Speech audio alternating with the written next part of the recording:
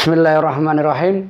Assalamualaikum warahmatullahi wabarakatuh. Alhamdulillah wa syukurillah wa ni'matillah la haula wa la quwata illa billah, amma ba'd.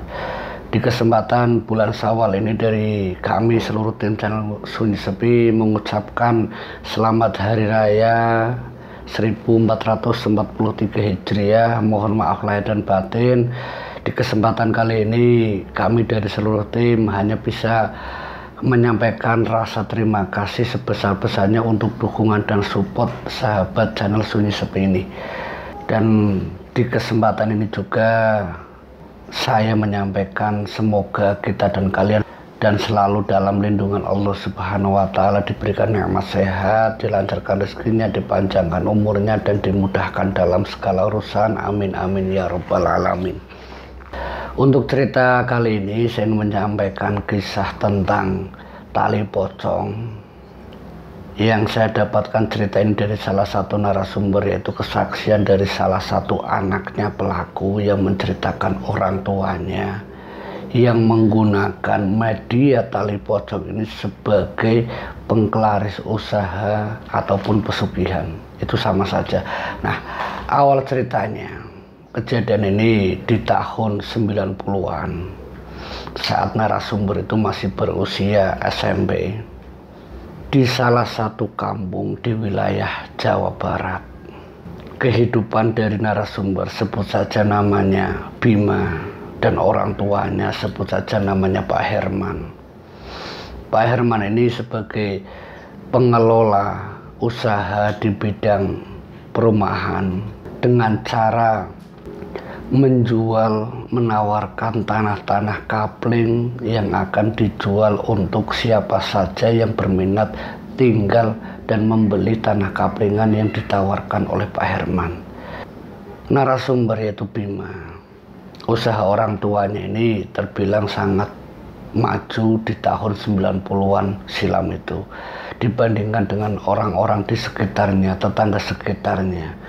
Keluarganya Bima itu terbilang orang yang menengah ke atas, tapi karena keserakahan dan ketamakan orang tuanya yaitu Pak Herman, karena merasa tanah kapling yang ditawarkan oleh orang-orang sekitar, para pendatang dan juga para investor yang kurang maksimal, ini yang membuat Pak Herman ini meminta bantuan ke salah satu praktisi yaitu dukun, dengan cara agar usaha yang dilakukan oleh orang tuanya Bima yaitu Pak Herman itu bisa dilancarkan lewat media-media penglaris.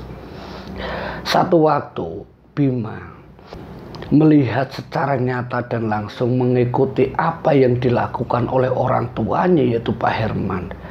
Saat keluar malam-malam, kira-kira jam 11 malam, Bima yang melihat gelagat anak orang tuanya itu Pak Herman, dia berjalan kaki dan berjalannya itu ke arah satu pemakaman yang ternyata pemakaman tersebut itu baru saja ada kabar yang meninggal, yaitu seorang anak kecil yang masih berusia kurang dari 7 hari yang baru dilahirkan. Nah, Bima yang mengikuti dengan cara mengendap-endap orang tuanya ke arah pemakaman, ternyata dugaan Bima yang dilakukan oleh orang tuanya yang selama ini di dalam kamar selalu melakukan hal-hal yang aneh, dengan rumahnya yang selalu berbau kemenyan, dengan keadaan rumahnya yang selalu berbau wangi-wangian kembang, ini membuat Bima itu merasa curiga apa yang sebenarnya dilakukan oleh orang tuanya.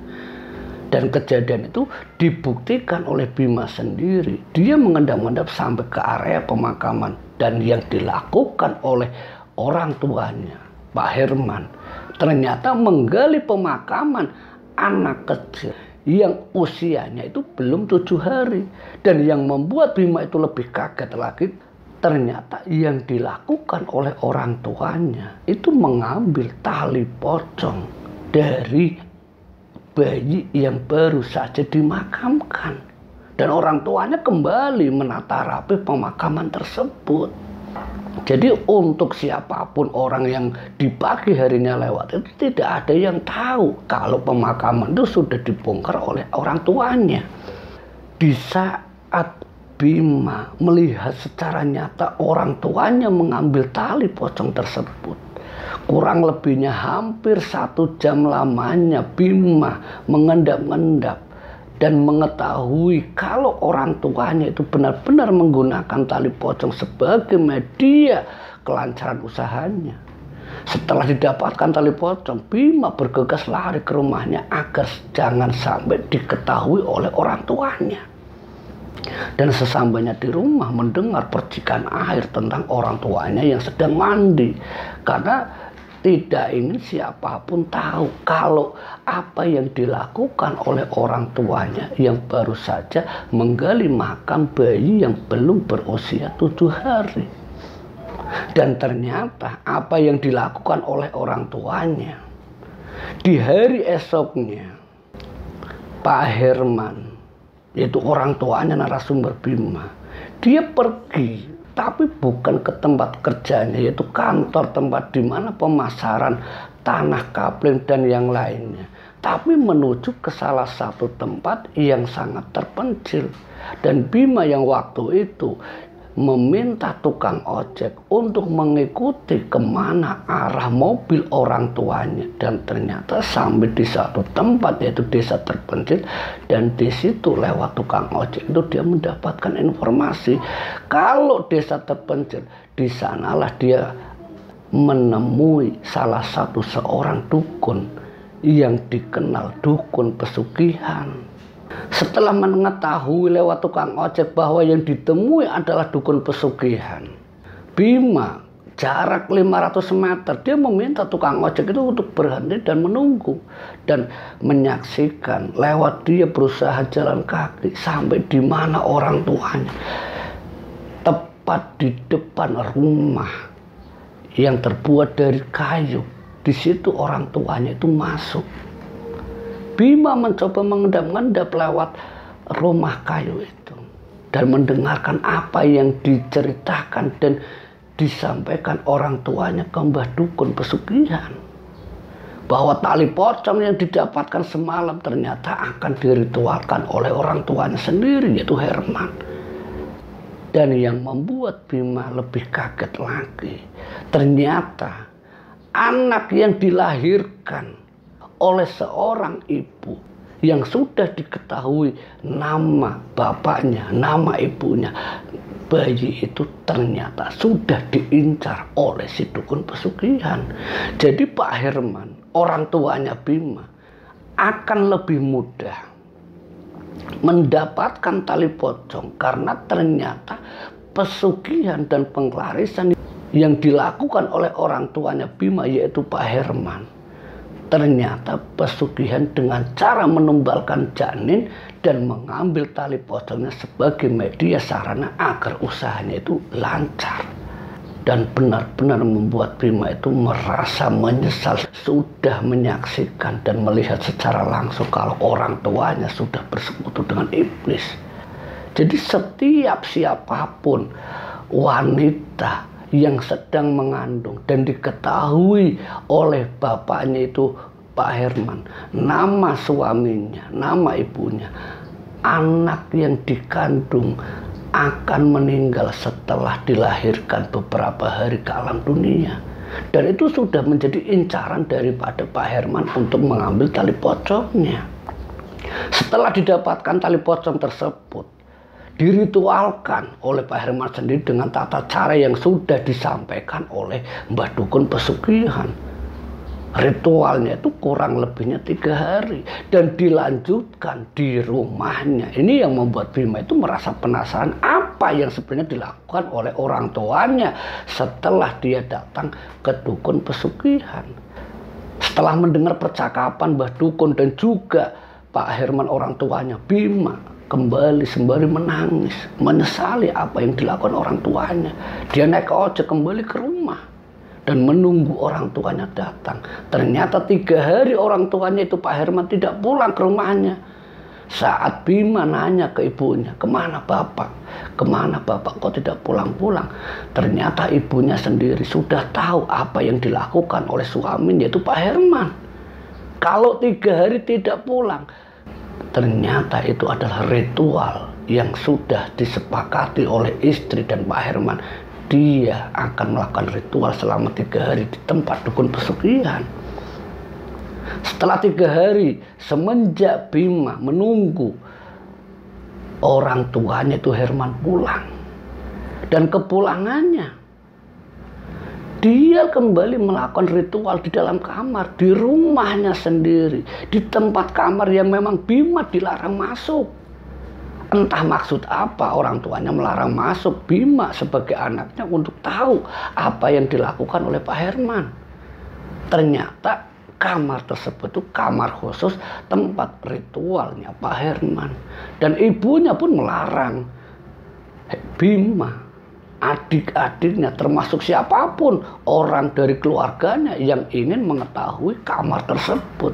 Ini yang dilakukan oleh Pak Herman dan juga istrinya, yaitu orang tuanya Bima.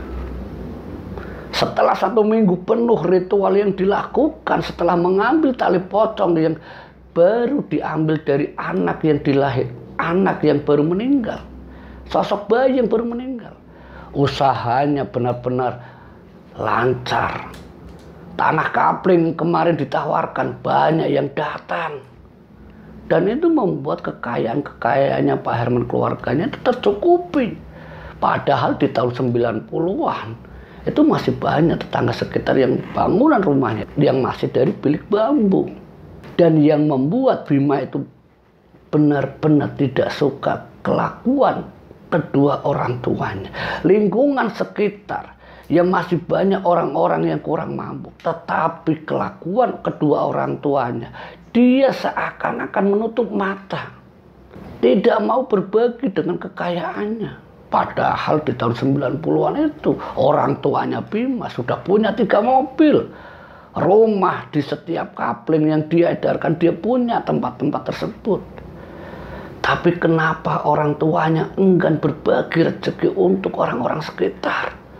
Bahkan setiap kali ada tetangga yang datang ke rumahnya meminta bantuan, hanya sekedar belas kasihan, selalu diusir oleh kedua orang tuanya Bima. Dan ini membuat pertanyaan-pertanyaan Bima. Sampai satu waktu Bima, karena benar-benar tidak kuasa melihat kelakuan orang tuanya, Bima menegur ke orang tuanya, yaitu ibunya dan juga bapaknya. Mencoba memberanikan diri Bima di usia yang masih kecil, masih SMP. Apa yang dilakukan orang tuanya itu tidak benar, dan itu sudah menyimpang. Tapi apa yang disampaikan oleh Bima ke kedua orang tuanya, jawabannya, ini semua demi kamu, demi adik-adik kamu, agar kamu ke depannya itu lebih enak, hidupnya lebih nyaman. Ini semua bapak ibu lakukan untuk kamu. Kamu tidak perlu tahu urusan bapakmu seperti ini, urusan ibu seperti ini urusan bapak sama ibu. Bima sempat menjawab dan menegaskan, bukankah ini akan berdampak pada bapak ibu sendiri, termasuk saya dan adik-adik? Dijawab sama orang tuanya, kamu sudah lihat Bima, tidak ada siapa-siapa yang dikorbankan. Ini perdebatan antara anak sama orang tua, itu Bima yang masih kecil. Dan Bima sempat mendapat ancaman dari bapaknya sendiri, sempat dianiaya, ditampar, ya karena lancang menanyakan apa yang dilakukan oleh orang tuanya. Semenjak saat itu Bima, karena di dalam rumahnya benar-benar sudah dikelilingi orang-orang yang sudah tamak, orang-orang yang serakah, Bima lebih memilih tinggal dengan Pak D-nya, ikut dengan Pak D-nya yang di sebelahnya adalah pesantren.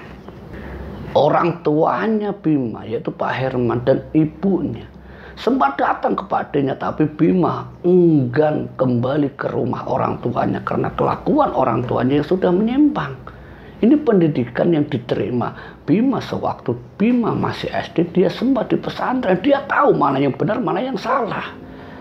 Dari pengalaman dan pengetahuan tersebut telah Bima lebih memilih hidup dan tinggal bersama padanya daripada hidup bergelimangan harta tapi didapatkan dari hal-hal yang mengarah kemusyrikan, menyekutukan Allah. Ini pilihan Bima. Setelah tinggal bersama padanya, setiap hari dia ikut mengaji di pesantren.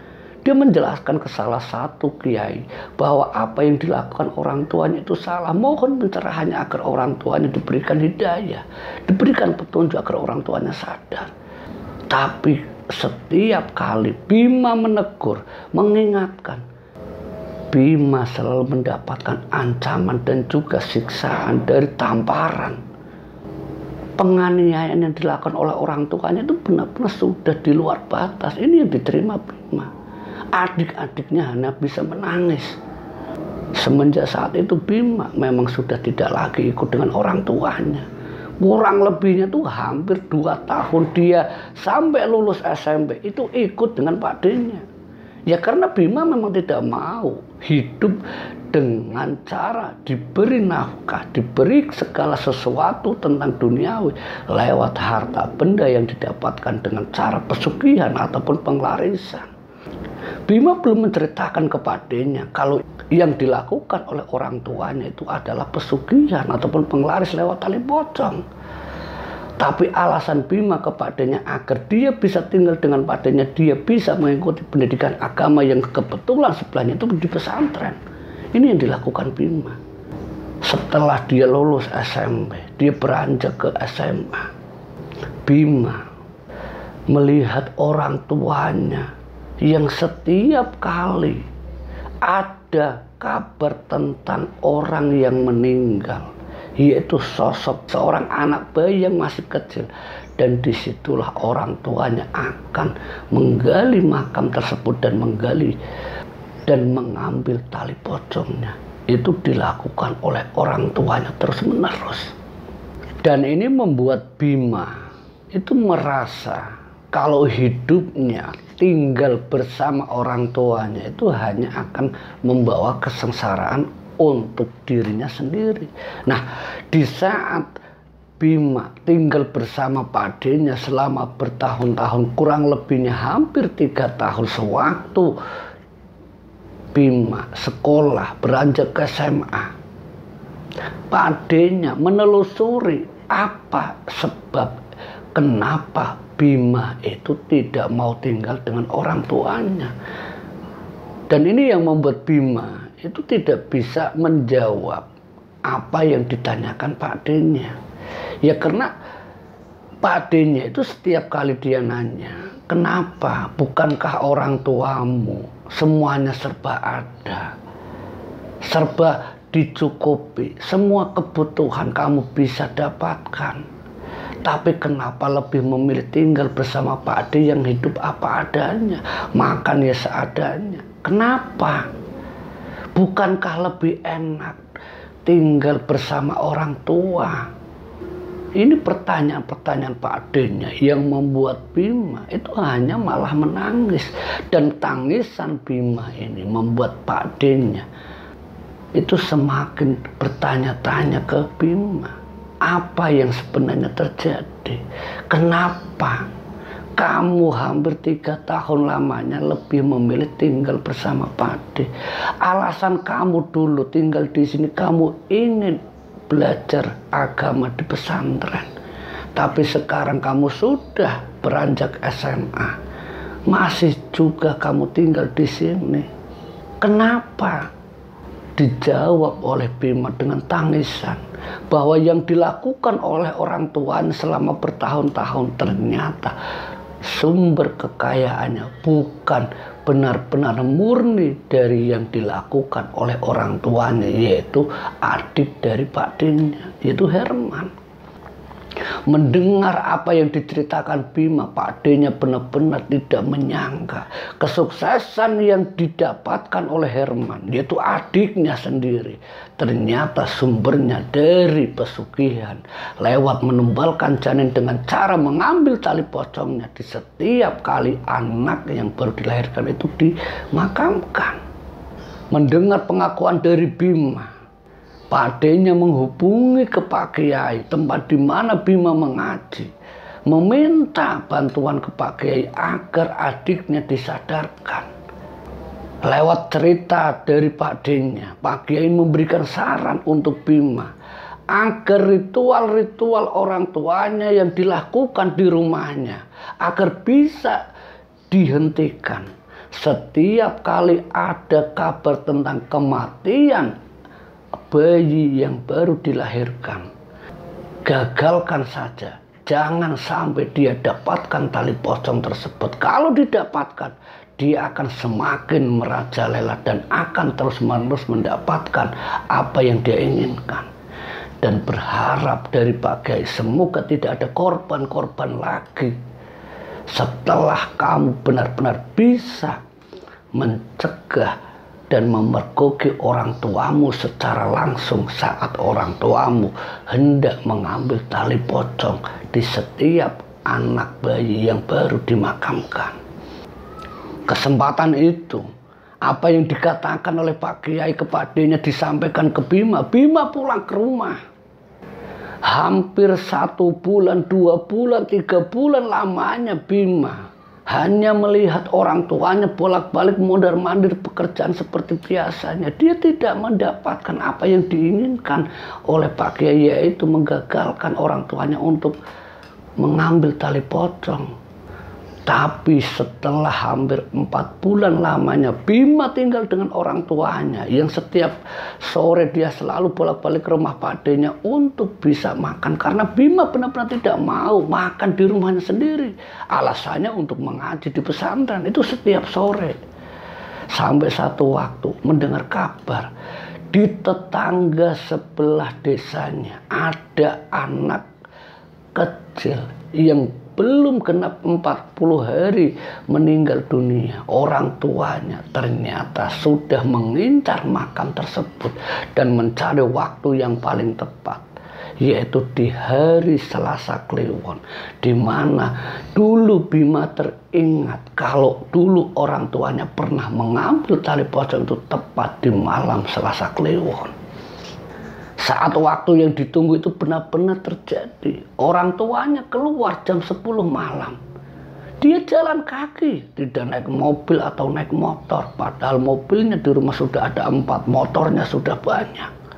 Rumah yang sangat besar. Tapi entah apa yang dilakukan oleh orang tuanya Bima, yaitu Herman. Dia keluar ke rumah. Dia keluar dari rumahnya jam 10 malam dengan alasan untuk mencari udara segar di luar. Tapi yang dilakukannya ternyata orang tuanya Bima, yaitu Herman, menuju ke desa sebelah, tepat di mana ada anak kecil yang belum 40 hari dimakamkan. Bima yang sudah menduga kalau orang tuanya akan melakukan perbuatan mencuri tali pocong tersebut, Bima mengendap-endap. Setelah sampai di pemakaman, saat orang tuanya baru menggali beberapa tanah yang dicangkulnya, Bima mencoba menghentikan. Hentikan Pak, hentikan Bapak, hentikan Bapak. Ini salah, ini salah. Gagang pacul yang dipakai orang tuanya untuk menggali makam anak kecil itu hampir melayang ke badan Bima. Karena orang tuanya mungkin sudah kerasukan atau gimana. Bima yang berusaha untuk menghalau, mengalihkan apa yang dilakukan orang tuanya. Bima merebut cangkul tersebut dan dibuang sampai terjadi perkelahian antara anak dan bapak. Dan hari itu, malam itu, banyak warga yang datang karena perkelahian antara anak dan bapak di tengah-tengah pemakaman dipergoki oleh beberapa orang yang saat itu sedang ronda. Karena Bima tidak ingin orang tuanya dihajar massa, Bima mencoba menjelaskan kalau yang dilakukan orang tuanya saat orang tuanya di pemakaman sampai terjadi perkelahian, ini masalah pribadi. Sampai pos ronda, orang-orang yang sedang berkeliling itu menyadari dan memaklumi. Sampai Bima dan orang tuanya itu Herman pulang dengan keadaan yang serba kotor. Karena mereka bergumul, berkulat di antara pemakaman. Gagalnya hari itu, malam itu membuat petaka bagi orang tuanya Bima, yaitu Pak Herman. Setelah dia gagal mendapatkan tali pocong sebagai syarat pesugihannya, malam harinya Pak Herman masuk ke rumah tempat dia ritual. Sementara Bima malam itu dia lebih memilih pulang ke rumah Pak D-nya. Dia tidak mau tinggal bersama orang tuanya. Dan diceritakan apa yang dilakukan Bima saat mencoba menghalangi orang tuanya untuk menggali makam tersebut. Diceritakan ke Pak D-nya. Dan apa yang dilakukan Bima setelah hampir 3-4 hari Bima tidak pulang ke rumahnya. Bima balik ke rumah, diminta oleh Pak D-nya untuk melihat keadaan orang tuanya. Dan yang didapatkan oleh Bima, orang tuanya, adik-adiknya yang saat itu menghampiri ke rumah Pak D-nya sebelum Bima balik ke rumah, menceritakan kalau orang tuanya sudah meninggal dalam keadaan yang sangat mengenaskan. Tubuhnya lebam hitam seperti terbakar, itu di dalam kamar tempat dia ritual. Bima yang mendengar kabar kalau orang tuanya itu Pak Herman meninggal dunia. Bima yang mendengar orang tuanya itu ibunya yang datang ke rumah Pak D-nya mengabarkan kalau orang tuanya itu Pak Herman meninggal dunia. Adik-adiknya yang menangis kepergian orang tuanya. Saat itu ditinggalkan jasad orang tuanya yang masih di dalam kamar dengan bau yang sangat busuk, dengan bau yang menyengat, sampai orang tuanya itu ibunya Herman itu lebih memilih untuk memanggil Bima terlebih dahulu daripada memanggil orang-orang sekitar, yaitu tangganya, untuk mengurus jenazah atau jasad suaminya yaitu Pak Herman. Setelah Bima dan Pak D-nya datang ke rumah tempat tinggal orang tuanya termasuk ibu dan adik-adiknya, Bima melihat tubuh yang benar-benar sudah mengeluarkan bau yang sangat tidak sedap, bau yang sangat anyut, dengan keadaan tubuh yang sangat gosong seperti terbakar, mulut yang menganga dan mata yang melotot. Bima hanya bisa pasrah, ya Allah, inilah azab orang tuaku. Pak D-nya yang melihat adik kandungnya meninggal dengan cara yang menaskan, mencoba berdoa agar mata yang tidak bisa tertutup bisa ditutup, mulut yang menganga agar bisa ditutup rapat. Dengan kuasa dan izin Allah, alhamdulillah binillah, tubuh yang terbakar, mulut yang menganga, mata yang melotot bisa dirapikan kembali oleh Pak D-nya.